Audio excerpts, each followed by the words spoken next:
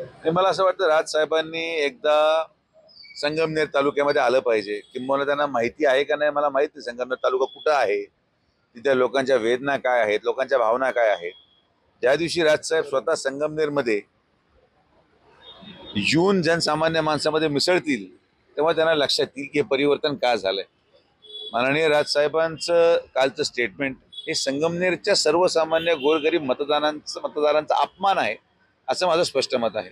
तुम्ही लोकतांत्रिक प्रक्रियेमध्ये जनमाणूस जेव्हा पेटून उठतो आपल्या मूलभूत हक्कांसाठी, मूलभूत गरजांसाठी, आणि तेव्हा हे परिवर्तन होतं. हे परिवर्तन जे तालुक्याच्या जनतेने केलं हे कुठल्या EVMनी केलेलं नाही.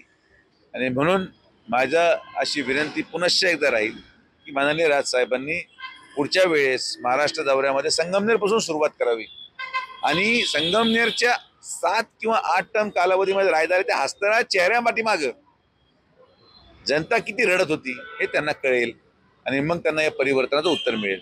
माझं आज मी स्वतःच माननीय राजसाहेबांचा एक फार मोठा फॅन आहे, त्यांच्या विचारांचा किंबहुना त्यांच्या वक्तृत्वाचा.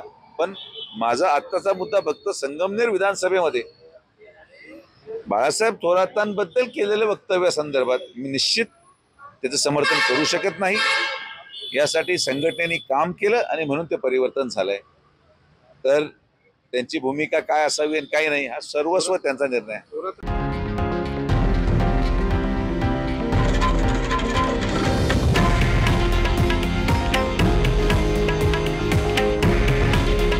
हे आहे देशातील नंबर 1 न्यूज नेटवर्क आणि आपण पाहत आहात TV9 मराठी. काळजी तुमची, हित महाराष्ट्राचं.